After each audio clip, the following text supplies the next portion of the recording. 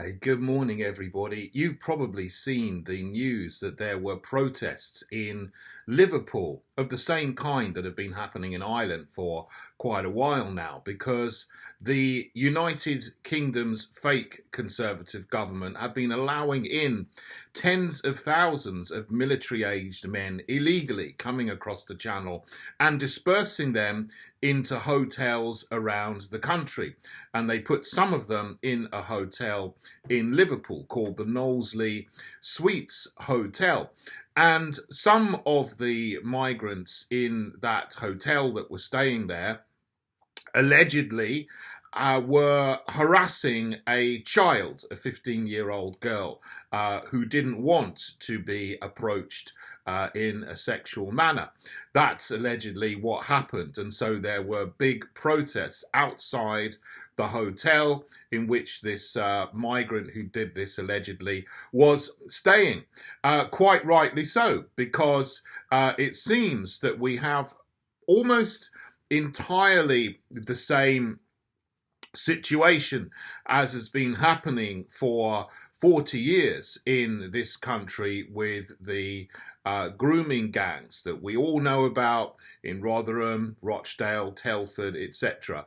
When anybody says this is going on, the police have come out on the sides of the people who are perpetrating the crime and not investigated it properly, and even in some cases accused the people that were alleging the crimes, going to the police and asking for help, as racists. And then there's this whole narrative, oh, it's the far right stirring up hatred and so on. Now it seems that a similar thing is going on here in Liverpool, because the mostly men, but also some women as well, in the protest against actions and social behaviour that are making women and girls unsafe there in Liverpool. Those people have been smeared immediately as far right in some of the national newspapers and by some of the NGOs which say they help migrants and were there actually at the time in Liverpool doing counter protests and so on. And it's absolutely appalling to be smearing people who are just standing up for the safety of women and girls, to be smeared in this way. Look, if the police were doing their full job, this kind of thing wouldn't be happening. So we need to make sure, we need to make it very, very clear that it is not acceptable for police forces to turn a blind eye to this kind of harassment that is now going on. But the real culprits, the people who are really responsible for this, are those who are the MPs in Westminster, and obviously the people who have got the contracts, who love this mass, rapid, illegal immigration across the Channel because they're making lots and lots of money off of it. And of course, Serco have got the contract, multi-billion pound contract, signed off by a fake Conservative government to give them loads of money for housing these military-aged men around the country. So they're happy because they're making money.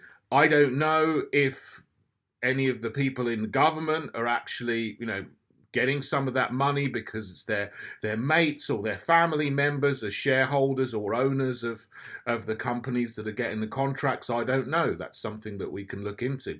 But certainly they have allowed this, and they could stop it immediately. Look, when there was the whole lockdown situation, COVID situation, they declared a state of emergency and they rolled out emergency measures. I think that was absolutely wrong because there was no real emergency. But there is a real emergency now because we're essentially being invaded. Even Suella Braverman has said that, although her response to this is pretty awful. She put out a tweet and it said, I'm just going to read it, "I condemn the appalling disorder in Knowsley last night. the alleged behaviour of some asylum seekers is never an excuse for violence and intimidation. Thank you to Merseyside police officers for keeping everyone safe. So there you go. So sort of coming out against the people who are protesting, trying to keep women safe because they perceive, whether it's true or not, probably is, that there has not been enough action by the police to keep local women safe, to keep local girls safe, to stop them from being harassed and intimidated. But she's now part of the problem. She's in the government. She keeps on saying, oh, we're going to do something, we're going to do something. Maybe we'll do something in 2 years. Maybe we'll get some flights to Rwanda, which is never going to happen. She's been in office now nearly 6 months, and it's just gone down the same route as Priti Patel. All talk, no action. So this fake Conservative government is responsible for creating the situation where there are lots of military-aged men in lots of communities and towns and cities around the country. And of course, they're coming over as single men. They're not bringing their wives and their girlfriends and their families with them. So, of course, they have the urges of young single men. That's just nature. So it's very obvious anybody could look at this and, you know, analyze this and say this kind of thing is obviously going to happen.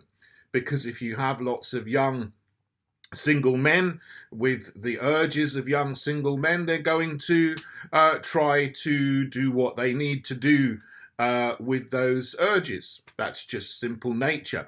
We've seen this before in Germany. When Germany opened the doors to mass immigration in 2015, in Cologne, on New Year's Eve in that year, there were huge numbers of sexual assaults that had never happened before.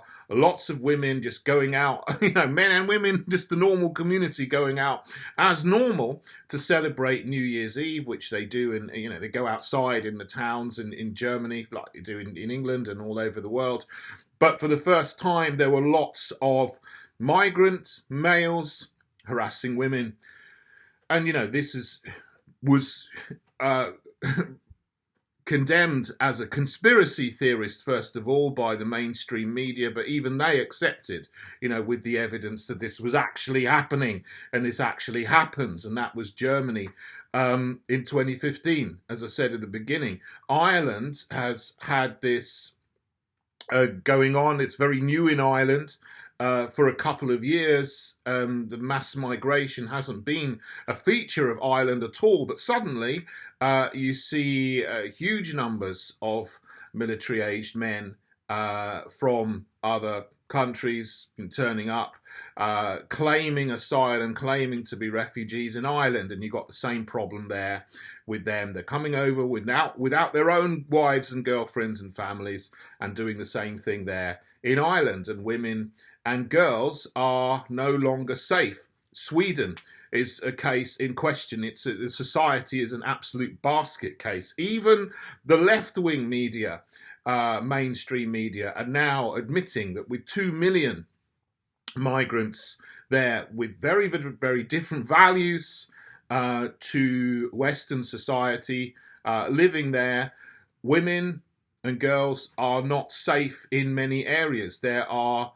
dozens and dozens of no-go areas in Sweden where they can't just go out on the street alone like they used to be able to do 20 or 30 years ago. This is a huge problem, and denying it isn't going to make it go away. It's just going to make it get worse. And if the police can't control this, then sadly, I don't want this, but people are going to take the law into their own hands, because if they see that police are not able to keep women and girls safe, they're going to have a big problem, and the government's going to have a big problem. Well, the government's created the problem in the first place, so you know they're totally hopeless. And we need a new government. We need someone that's not fake Conservative or Labour. Obviously, you know I'm the leader of the Heritage Party, so we will push the boats back to France, and we will increase the rate of deportations of illegal military-aged men from coming from safe countries exponentially. We will make sure that they're not allowed to stay in the country with no good reason. What I also noticed, and what's been reported about happened in Liverpool, is that there was a police van set on fire. Now, this gave the mainstream media their story, because that's very visual, even though it actually was not particularly significant. And I did hear one person give an account of what happened on social media.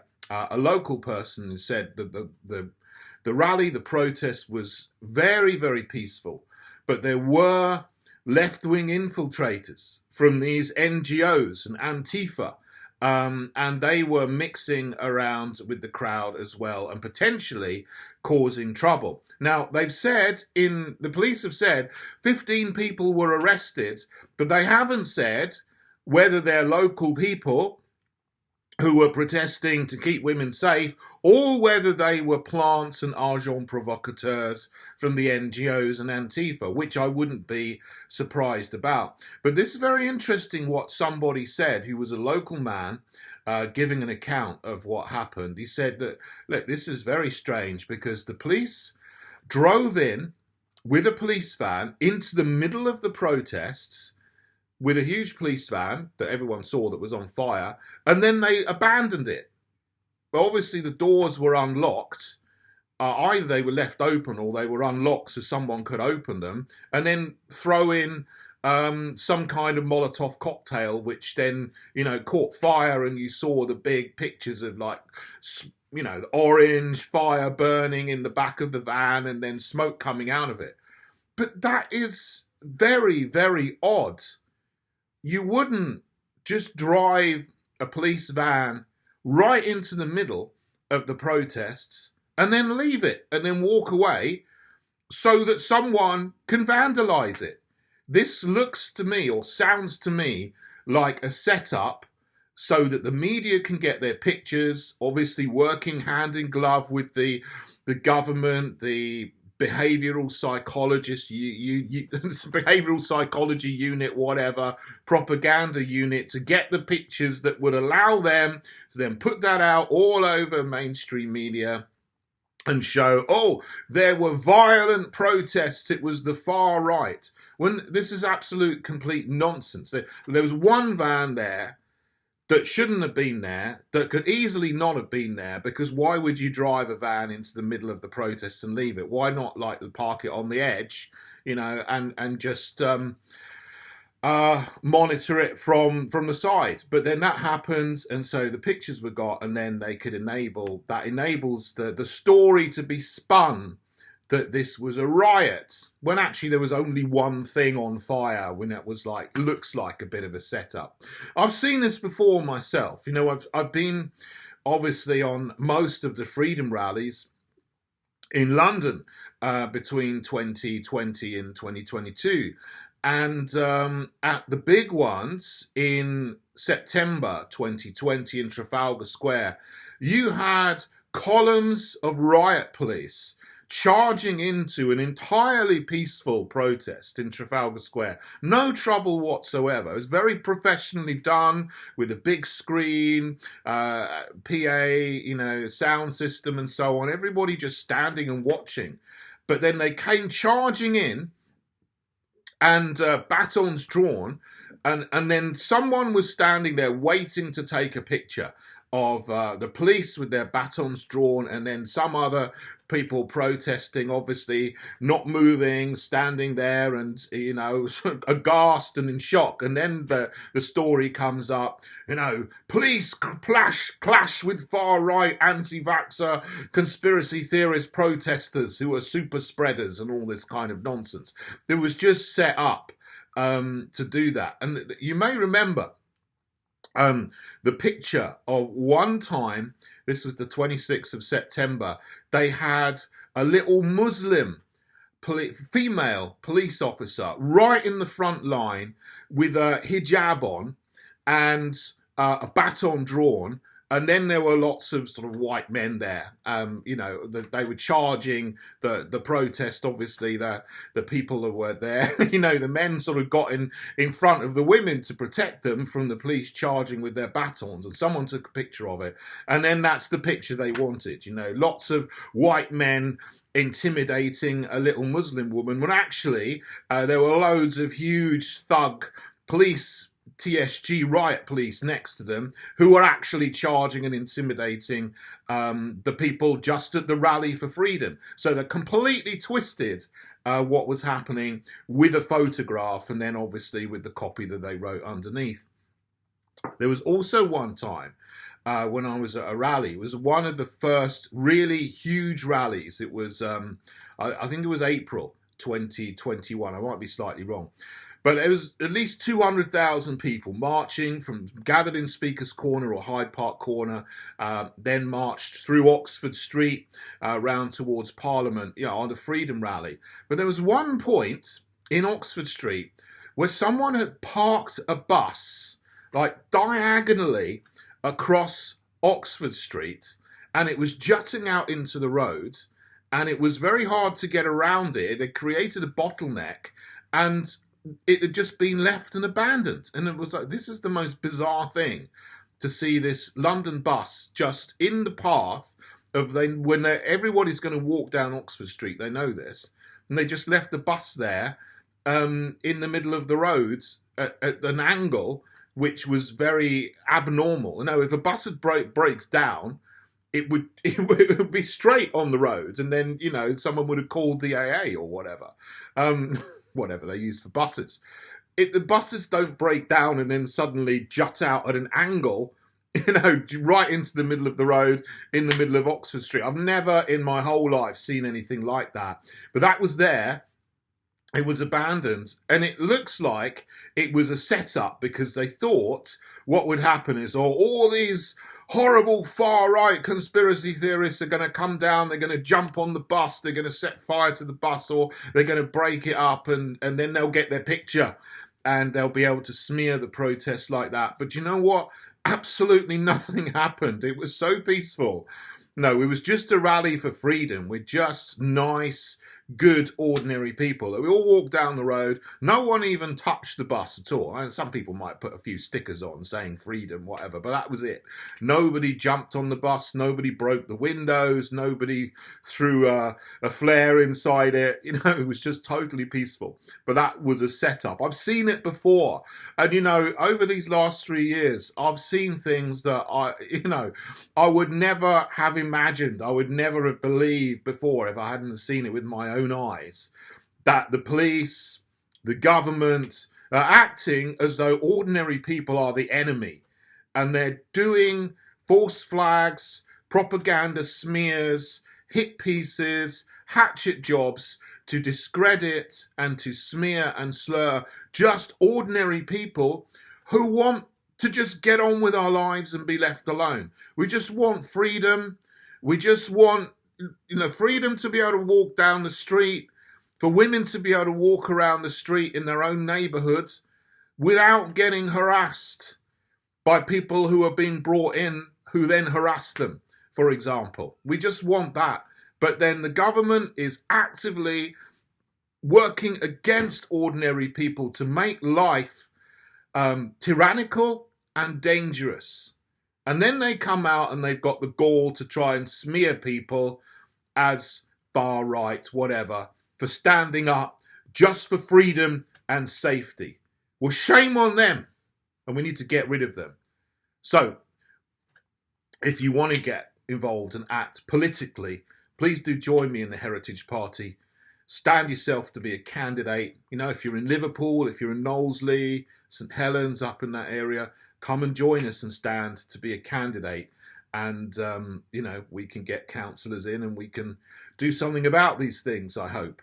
And also, of course, there's a general election coming up. So we want to be able to stand candidates everywhere in the general election. So at least people have the choice to vote to restore our nation to what it should be, and to end these endless problems and attacks on the fabric of our society that are coming from fake Conservative, Labour, Lib Dem, Green, SNP, all together. We want to get rid of the whole lot of them and get Heritage Party MPs in there if we can. It's a big task to do that. I need thousands of you to help, and we've already got loads and loads of people who come to join us and are going to stand at candidates, but we need more to fill in all of the constituencies so that we can make a real challenge in 2024. We can do this together, so please come and join me in the Heritage Party, heritageparty.org. You can join us, you can apply to be a candidate there, and let's just keep speaking out against the tyranny, against the propaganda, and against the way they twist and invert things in order to smear good people and say that we are not going to put up with this criminality which is coming to our country. Thanks, everyone. God bless you all.